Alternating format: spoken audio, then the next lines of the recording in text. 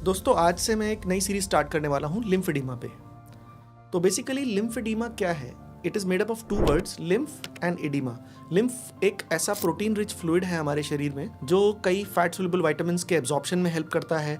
T cells और B sales जो lymphocytes होते हैं इनके मूवमेंट में हेल्प करता है और बहुत सारे उसके इम्यूनिटी से रिलेटेड फंक्शंस हैं।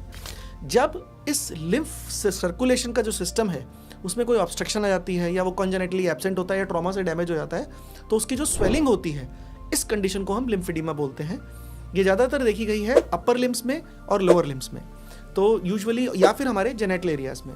तो any swelling in the body caused by obstruction और non flow of lymphatic fluid circulation is called lymphoedema.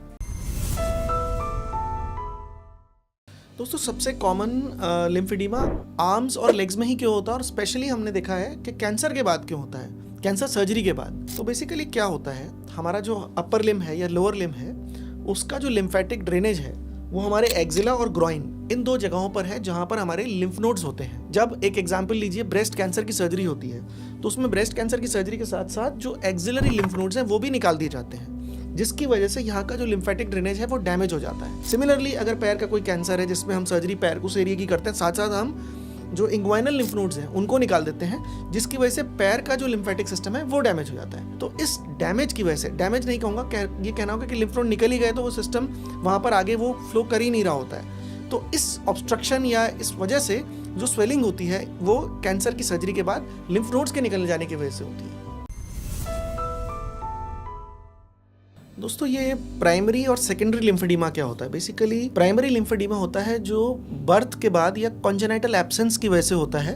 उसमें भी 3 तरह का होता है, एक तो कॉन्जेनाइटल होता है, एक प्रीकॉक्स होता है, एक टार्डा होता है। तो ये अलग अलग टाइम पे लाइफ के होने वाले होते हैं। तो प्राइमरी मीन्स कि लिम्फेटिक सिस्टम में अपने आप ही अंदर से ही कोई प्रॉब्लम आने की वजह से उसको प्राइमरी बोलते हैं। सेकेंडरी लिम्फेडिमा होता है जो किसी एक्सटर्नल एनवायरमेंटल कंडीशन की वजह से later on in life develop होता है। अब सेकेंडरी लिम्फेडिमा हो सकता है आपका कैंसर की सर्जरी के बाद, जैसा कि मैंने पिछले वीडियो में बताया था कि ब्रेस्ट कैंसर की सर्जरी के बाद अपर लिम्फ का लिम्फेडिमा हो जाता है। उसके अलावा कई बार इन्फेक्शन की वजह से हो सकता है। जैसे इंडिया में कई बेल्ट है हमारी, जैसे eastern side of our country जहाँ पर फिलेरिसिस की बहुत कॉमन वो है, तो ये एक और कारण है सेकेंडरी लिम्फेडिमा होने का। आने वाले वीडियोज़ में मैं और कारण बताऊँगा लिम्फेडिमा के।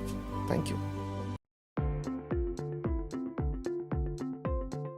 What are the top 5 causes of lymphedema in India? अगर हम देखें तो सबसे कॉमन कॉज इंडिया में लिम्फेडिमा का है फिलेरिसिस। उसके बाद कैंसर सर्जरी के बाद, जैसा कि मैंने बताया था अपर लिम्ब या लोअर लिम्ब की सर्जरी के बाद। तीसरा है रेडिएशन थेरेपी के बाद।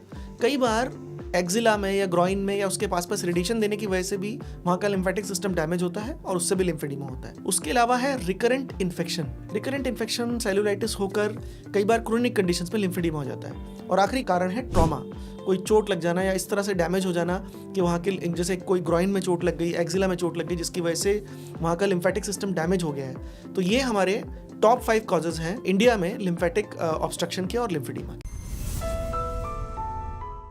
दोस्तों फिर एक अगला सवाल ये उठता है कि भाई मेरी स्वेलिंग लिम्फेडिमा है कि कुछ और है? अगर हम देखें कोई भी हमारी एक्सट्रीमिटी की स्वेलिंग 3 कॉमन कारणों से होती है। सबसे कॉमन कारण होता है वाटर रिटेंशन, दूसरा कारण है फैट और तीसरा कारण है लिम्फ। इनसे डिस्टिंग्विश कैसे करते हैं? कोई भी वाटर रिटेंशन की स्वेलिंग होती है वो मेडिकल कंडीशंस होती हैं यूजुअली, जो दवाओं से रात को रेस्ट करके वाटर रिस्ट्रिक्शन से ठीक हो जाती हैं। Fatty swellings usually are soft, जो हमारे फैट की कंडीशन है। अगर आप किसी भी अपने अगर स्टमक के आसपास के फैट को फील करेंगे, it's a soft compressible structure. जबकि लिम्फेडिमा जो होता है इनिशियल बहुत ही अर्ली स्टेजेस में वो सॉफ्ट होता है, लेकिन उसके बाद उसके अंदर एक कंडीशन आ जाती है जिसको हम पिटिंग बोलते हैं, वो नॉन पिटिंग होता चला जाता है टाइम के साथ। तो it is not soft and pliable. तो ये अगर हम 3 क्लिनिकल कंडीशंस देखें तो हम इनको डिस्टिंग्विश कर सकते हैं। अगला सवाल ये उठता है कि हम लिम्फेडिमा को डायग्नोज कैसे करें? तो सबसे पहले तो हिस्ट्री, पेशेंट कहाँ से आया है, किसी इन्फेक्शन की हिस्ट्री है कि नहीं, किसी सर्जरी की हिस्ट्री है कि नहीं। फिर क्लिनिकल एग्जामिनेशन, उसको मैंने आपको पिछले वीडियो में बताया था कि एक पिटिंग होता है, एक नॉन पिटिंग होता है। अगर हम कुछ देर तक दबाते हैं और वो जो गड्ढा बन जाता है उसको हम पिटिंग बोलते हैं। कई बार शुरुआती लिम्फेडिमा में पिटिंग होता है लेकिन टाइम के साथ वो नॉन पिटिंग हो जाता है। उसके अलावा कुछ टेस्ट होते हैं जैसे लिम्फोसिंटिग्राफी, ये एक टेस्ट होता है जो लिम्फ की पूरे सिस्टम को मैप करता है। या फिर एक लिम्फोग्राफी होती है आईसीजी बेस्ड, वो एक और टेस्ट होता है जिससे हमें इसके बारे में पता चल जाता है। तो ये कुछ तरीके हैं जिससे हम लिम्फेडिमा को डायग्नोस कर सकते हैं। देखिए, अगर हम स्टेजिंग की बात करें कि लिम्फेडिमा की कितनी स्टेजेस होती हैं, तो एक तो होता है एट रिस्क, जिसको हम स्टेज 0 बोलते हैं। उसको कोई स्वेलिंग नहीं है लेकिन उसको रिस्क है स्वेलिंग होने का। फिर स्टेज 1 होती है, इसमें अर्ली स्टेज होती है जिसमें जो स्वेलिंग होती है एकदम सॉफ्ट होती है, सिर्फ एक स्वेलिंग आनी शुरू दिखती है। It is not hard swelling, it is soft, इसे स्टेज 1 बोलते हैं। ये रिवर्सिबल होती है यूजुअली। इसके बाद हम स्टेज 2 में आ जाते हैं, जिसमें थोड़ी स्वेलिंग थोड़ी फर्म होनी शुरू हो जाती है और इसमें लेकिन पिटिंग होती है। पिटिंग का मतलब जब हम दबाते हैं तो ये थोड़ी देर तक गड्ढा बनता है, लेकिन धीरे धीरे फिर वो वापस आ जाता है। अब हम जब स्टेज 3 में आते हैं, जो कि एडवांस स्टेज लिम्फेडिमा होती है, उसमें जो स्किन है वो हार्ड हो जाती है, उसके ऊपर एक स्केली नेचर आ जाता है, उसके पास कई बार कई जगहों पे इन्फेक्शन का डर रहता है, and it becomes non pitting. तो ये स्टेज 3 एडवांस स्टेज होती है, जिसमें कई बार इन्फेक्शन, अल्सरेशन हो जाती है और कई बार स्वेलिंग इतनी ज़्यादा हो जाती है कि पेशेंट अपने दिनचर्या के रूटीन काम भी नहीं कर पाता है। पिछले वीडियो में दोस्तों मैंने बात की थी लिम्फोसिंटिग्राफी की। तो बेसिकली अगर हम देखें, लिम्फेडिमा को डायग्नोज करने की 2 बेसिक इन्वेस्टिगेशंस हैं, लिम्फोसिंटिग्राफी और आईसीजी लिम्फोग्राफी। इन दोनों में बेसिक डिफरेंस क्या है? लिम्फोसिंटिग्राफी एक प्रॉपर टेस्ट होता है जिसमें आईवी डाई देकर उसको पूरे सिस्टम को ऊपर से नीचे तक सारा डायग्नोज करती है, पूरे चैनल्स के बारे में बताती है।